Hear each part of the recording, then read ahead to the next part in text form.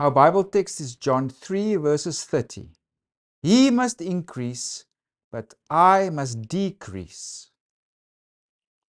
So here we have John the Baptist speaking. He's giving witness to Jesus and about Jesus. And our textual unit is John 3 verses 22 to 36. It's about the greater and the lesser. And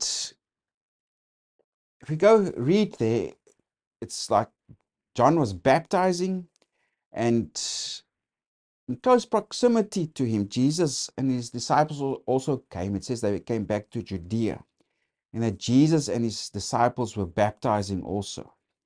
And then some Jews came to John the Baptist, and there was this dispute about purification.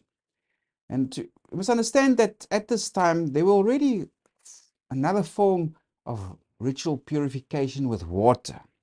That's where Jews would climb into a mikveh, and they would immerse themselves under the water.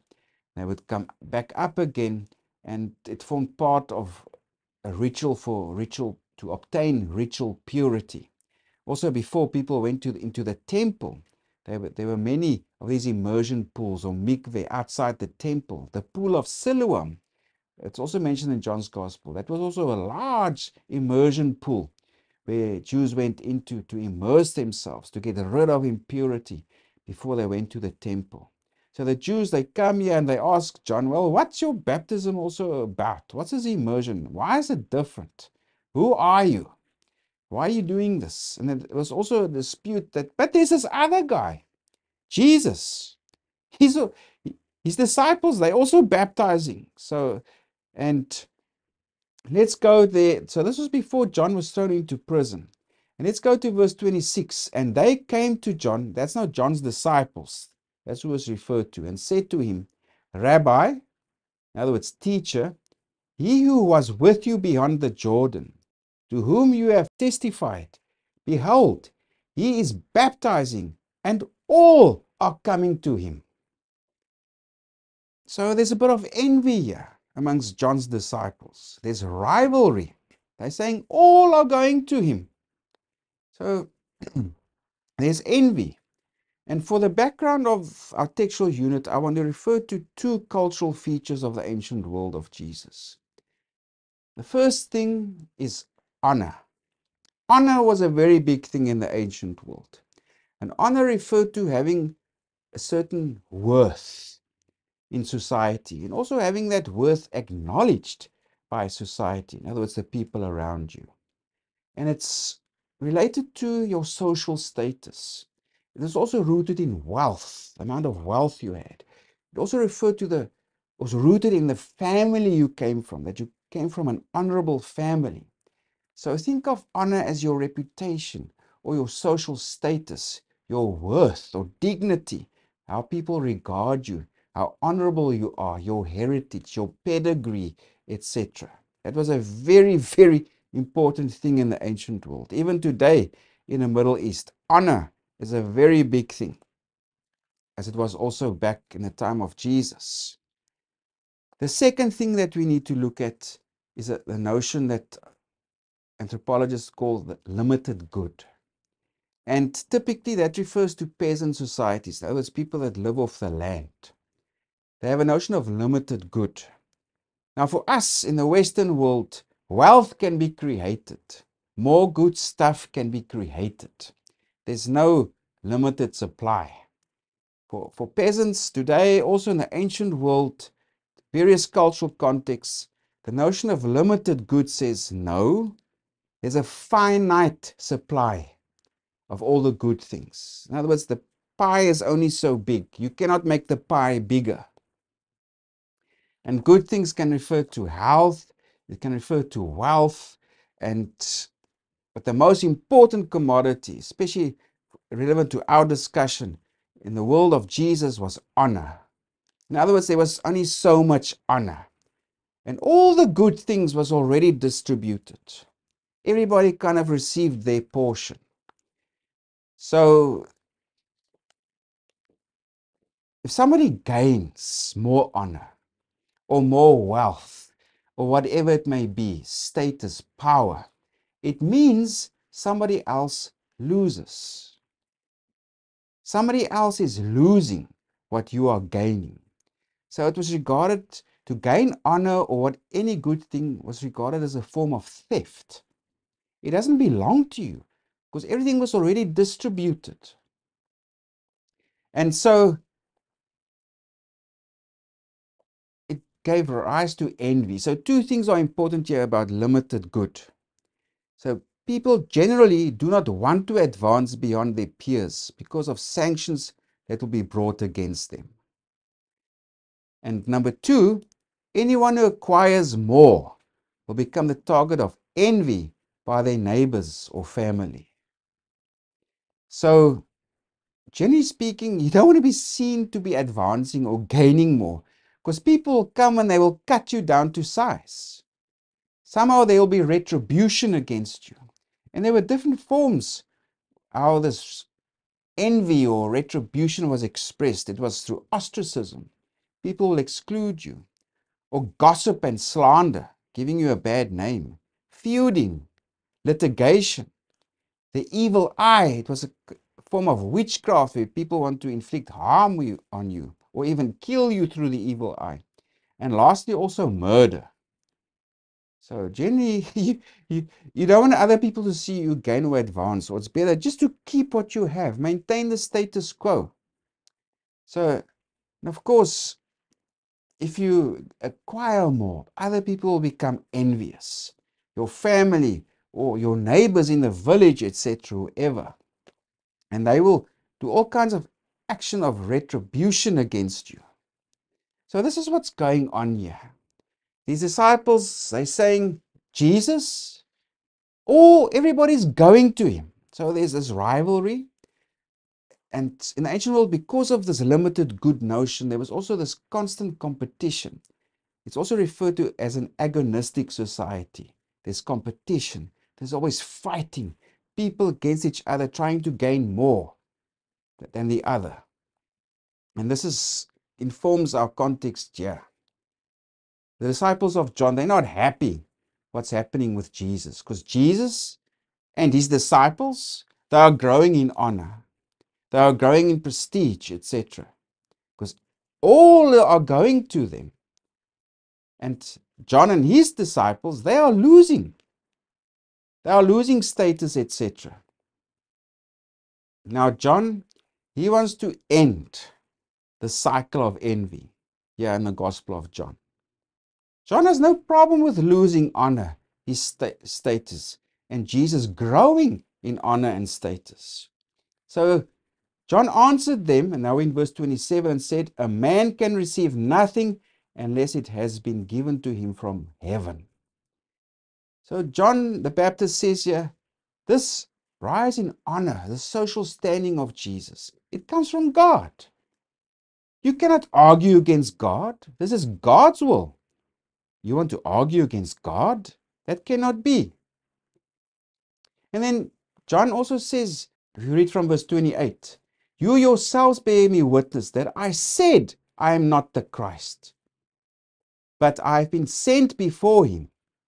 Now, John is here referring to chapter 1, where John the Evangelist wrote there, where John the Baptist gives witness to Jesus. He says there, I am not the Christ.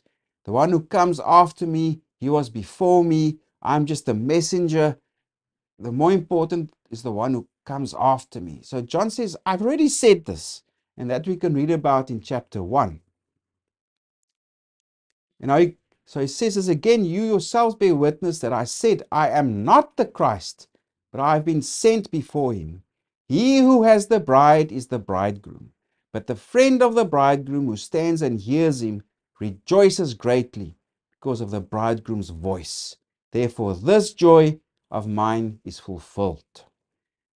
So, John the Baptist, he says here, I'm the friend of the bridegroom. Now, in the ancient world, at the time of Jesus, this friend of the bridegroom, he played a very important role in the wedding. He also contributed financially to the wedding. He must make sure that the wedding is a success. It's an occasion of joy. And of course, the friend of the bridegroom, he's not enemies or in competition with the bridegroom. He's there to help the bridegroom, to increase his joy, to make the wedding a success. So John the Baptist here, is saying, I'm not in competition with Jesus. There's no rivalry here. I'm not envious. I'm rejoicing.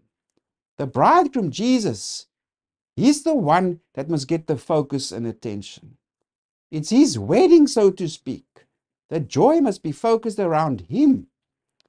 And now, John the Baptist goes on to say something very countercultural. Remember that notion of limited good and of honor that I spoke about. So if we come to our Bible text, John the Baptist says, he must increase, but I must decrease. So yeah, John the Baptist acknowledges my honor, my rank must go lower. The rank and honor of Jesus, etc., must increase. This notion of limited good also comes into play. So he tells his disciples here also, don't be envious. There's no rivalry here.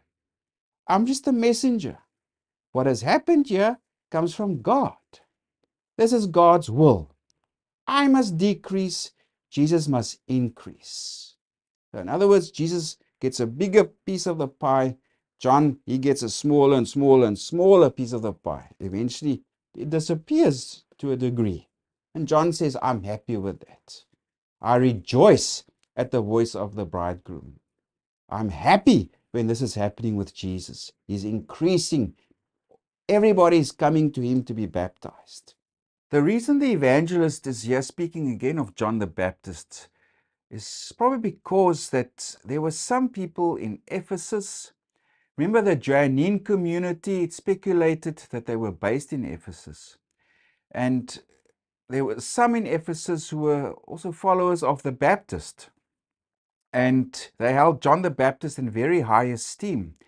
But they probably also rejected Jesus, and while accepting John the Baptist as a prophet.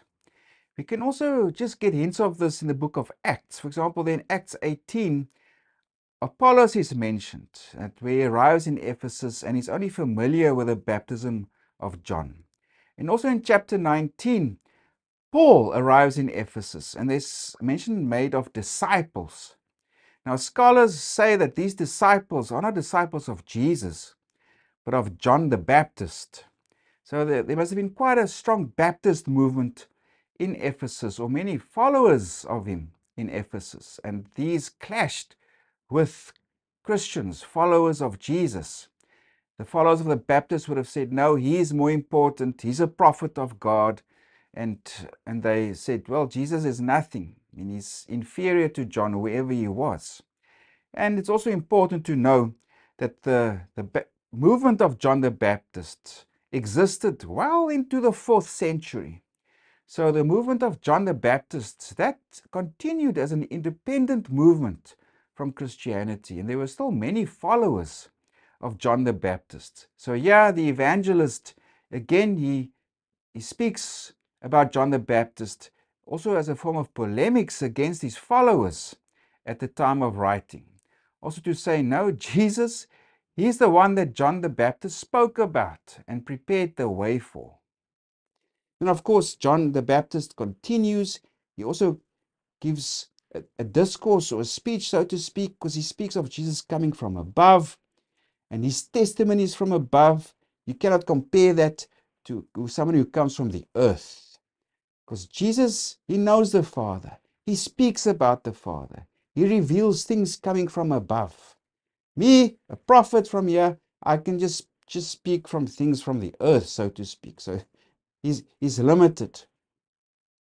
And he says there of Jesus in verse 32, and what he has seen. In other words, remember, Jesus comes from the Father. He is from heaven. He's the Logos, the Word. And what he has seen and heard, that he testifies. So listen to Jesus. This is the important thing. The Father loves the Son in verse 35 and has given all things into his hand. He who believes in the Son has everlasting life, and he who does not believe the Son shall not see life. So yeah, John the Baptist, he stops the spiral of envy. And he says, what's happening here? I'm happy. Jesus is increasing, I am decreasing. As a friend of the bridegroom, I'm happy. I'm there to facilitate, to create joy. And I'm happy to see my joy is fulfilled by all this attention and the success of Jesus, the bridegroom, in this context. Are you still thinking of what to buy for a loved one for Christmas? Here are two perfect gifts for Christmas. It's books that introduce you to the world of Jesus and the Gospels, and also to the life and letters of Paul. These are fascinating books that gives you insight into the history of the New Testament and the world it was written. It tells us about the world of Jesus and Paul. These books are also richly illustrated with graphs, with many images and maps. So it's a fascinating read. And on top of that, it's great value for money. Full color books printed make wonderful Christmas gifts, and these two books are also available as e-books. So visit our sales page on our church's website. All the information is there.